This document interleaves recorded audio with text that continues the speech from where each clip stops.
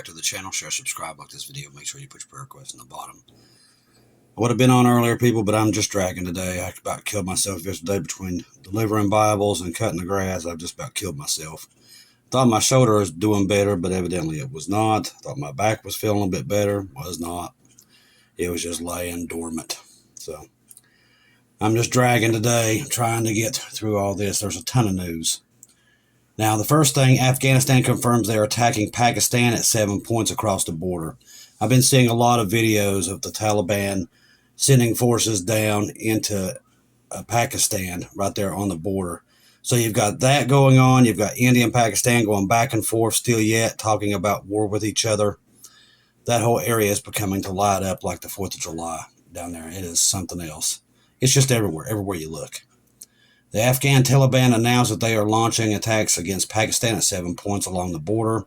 Tensions along the Afghanistan-Pakistan border have sharply intensified, with the Taliban deploying reinforcements to the front-line positions and heavy fighting on Pakistan forces. Afghanistan interim government has accused Pakistan of violating its territory with drone and artillery strikes targeting military hideouts. Islamabad in turn says they responded to cross-border attacks from Pakistan, a military group Pakistan claims operates on Afghan soil. This is just everywhere you look. The situation represents the most serious flare-up since the Taliban returned to power in 2021 with all of our equipment that Joe Biden gave them, raising fears of a wider regional confrontation. Afghan Taliban have reportedly overrun 4 Pakistani military posts near the border, seizing ammunition and causing casualties. So, ladies and gentlemen, the world that keeps saying it's at peace is at war. It's everywhere you look. Interstellar object 3i Atlas continues to exhibit strange behavior, leaving astronomers baffled. Like I said, it's not a comet. There's no tail on this thing. There was a lot of talk last night. I was looking into different things that they're saying this thing is not a comet.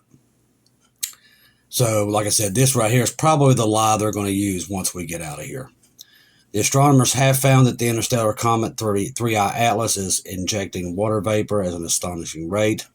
This object, believed to originate from another star system, potentially tens of millions light years away, is blasting out water equivalent of 88 pounds per second, unless that's its fuel. The findings come from a new study published by the astronomical journal Letters, where researchers used NASA's Jill Swift Space Telescope to detect strong ultraviolet emissions, indicating that the gas is made of water. These observations were made before the comet temporarily vanished behind the sun, and ultraviolet light is largely absorbed by the Earth's atmosphere, making space telescopes essential for such detections. Mass shooting at Mississippi homecoming game. This came in as just another one in many. It's been every day. 4 dead, 12 injured. Pray for the families there. In quiet town of Leland, Mississippi, a night of celebration turned into a horror late Friday with a mass shooting erupted following a high school homecoming football game. Like I said, you can't go anywhere. Those who believe we're bringing back the world. The incident has shaken the close-knit family of 3,700 residents, where such violence is unprecedented. The shooting occurred in downtown Leland during an annual post-game gathering where families and visitors come together and enjoy time with loved ones. So when you can't even go to a football game or anywhere anymore, you're done. This is the part of the Bible where it says man's heart will grow cold. That's what you're looking at. Leland's Mayor John Lee described the event as a cherished tradition. We're a close-knit family. We're not a violent city. He emphasized the community's tight bonds, noting that Leland, everybody knows everybody. So if it can happen there, it's going to start happening again. You think this is bad? Much of the tribulation. The University of Mississippi Medical Center in Jackson's confirmed receiving 2 patients connected in the incident overnight, but withheld details on their conditions. Local authorities are actively investigating the shooting, with the Leland Police Department declining to comment during the ongoing probe. Mayor Lee reported that no suspects had been taken into custody. The Mississippi Bureau of Investigation has stepped in to assist in ensuing a statement confirming their involvement in the case. Also, there's probably going to be some more stuff come out about this thing that happened in Tennessee, I did see some of the video from that, and that place is completely blown. There's nothing left. But they're saying there's probably something happened there. Something, and it happened about 7:30 in the morning. And as soon as that happened, I thought it was ironic that Trump came out and put this tariff on China right after that happened. I don't think it's coincidence. I don't think anything that's happening right now is coincidence. Everything we're seeing.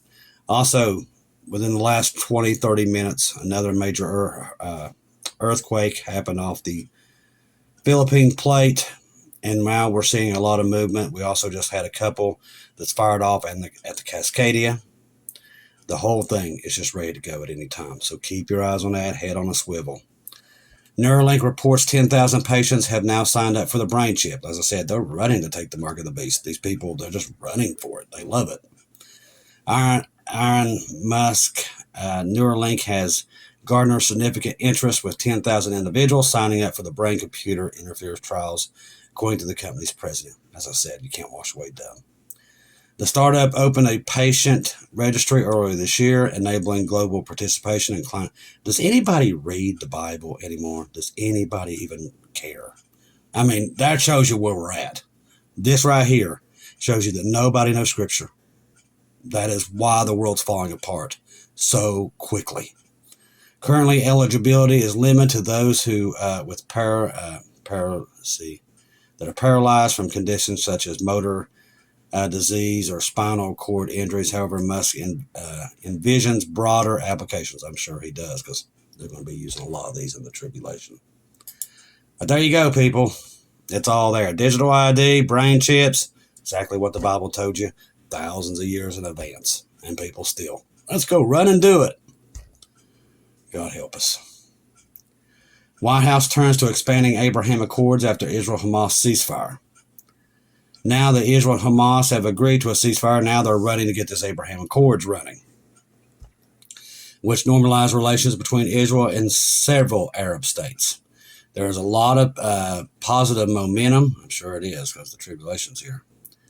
A senior administration official told reporters Thursday evening after the deal was signed, hopefully this will lead to much better assignment of the opportunity to expand the Abraham Accords. This is so going to go bad.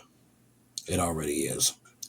During President Donald Trump's first administration, the Accords brought the United Arab Emirates and Sudan and Morocco, all these people, it's going to be fighting Israel in the future. And Saudi Arabia had been next on the list. We passed on the Biden administration that Saudi was ready to go if they was engaged, said the official.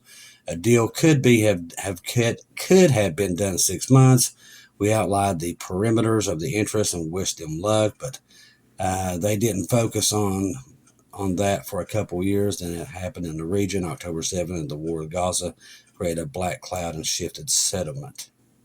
An official pointed to a range of countries that could be next in line for normalization. And most of these are the Gog and Magog players, of course. Algeria, Syria, Lebanon, and the list goes on and on. As we all know, we know how this is going to play out. God has already told us. All right, let's see. Russian accused U.S. of planning a coup in Venezuela. Russian ambassador to the UN has accused the U.S. of plotting a coup in Venezuela under the guise of an anti-drug campaign. I actually believe this, because it's not drugs that they're down there. Washington has deployed Marines and warships on Venezuela coast and has carried out airstrikes on alleged drug smuggling vessels. Now, also, while they're doing this, the Democrats are trying to fight them in Congress to take this power away from him, and they failed. Committed the move to violation of his sovereignty and requested an emergency UN Security Council session, warning the operation sought to topple President Maduro and threaten regional peace. At the session, Russia strongly condemned the U.S. campaign, calling it a flagrant violation of international law, which they have no room to speak.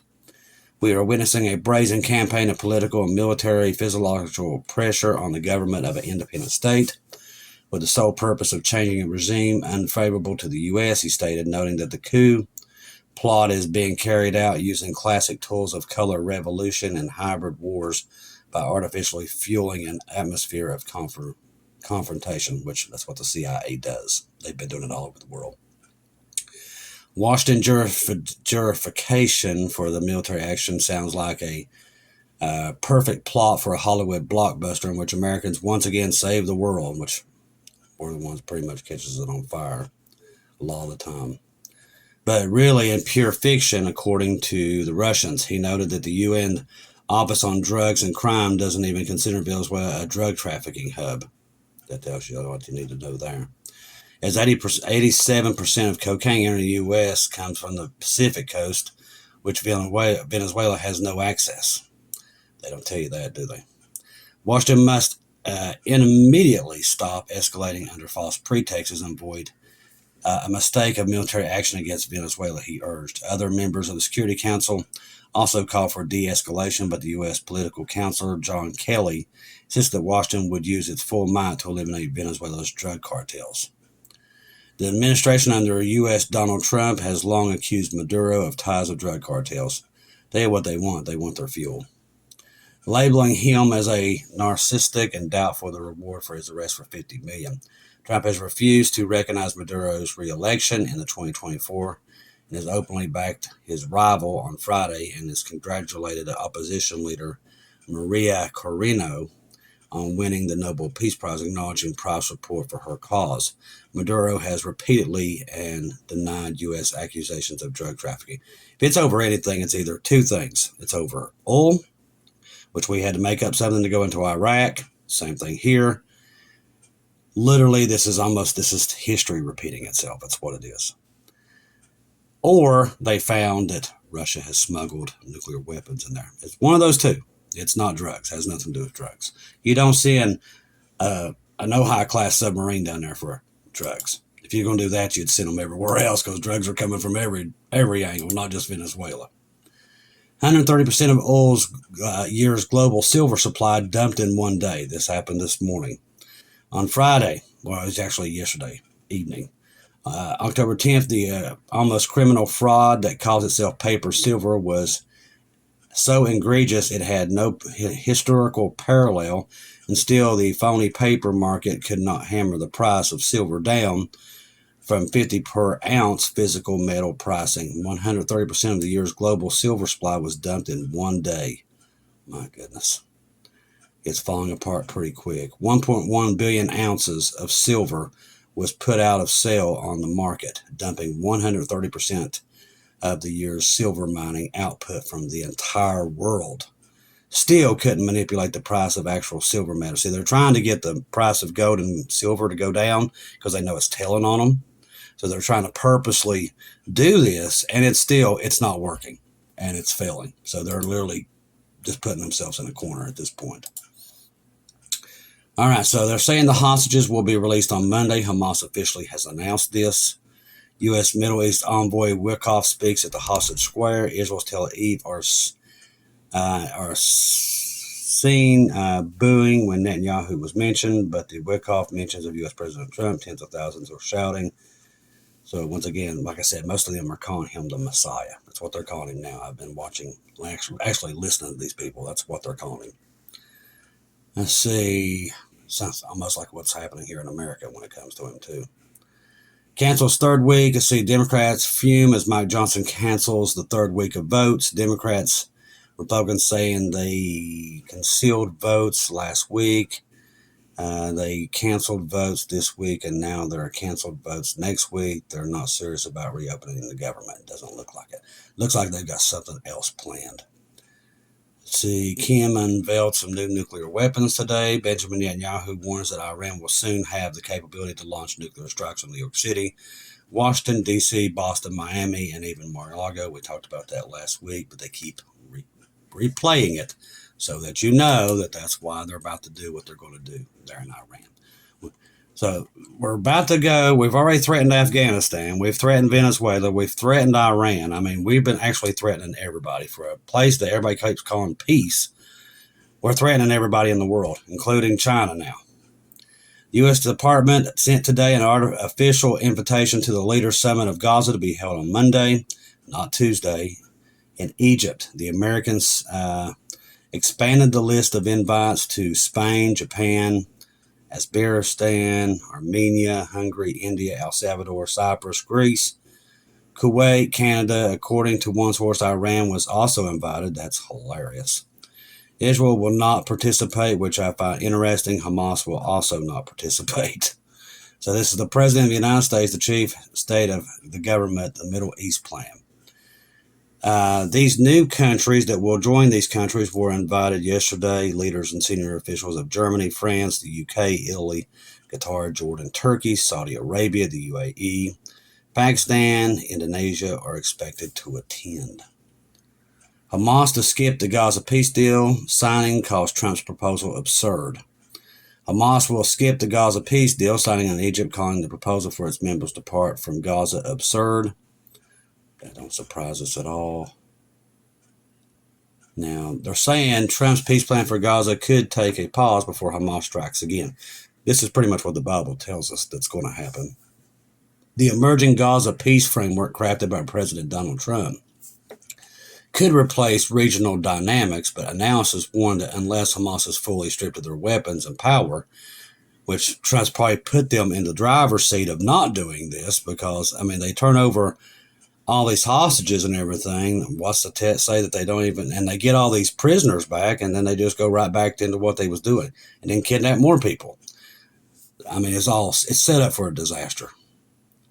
Dr. Mal Milston, one of Israel's foremost experts on Hamas, told Fox News, forget words like peace and coexistence, that won't happen, which the Bible tells us it won't. There is no peace in the Middle East till Jesus comes back.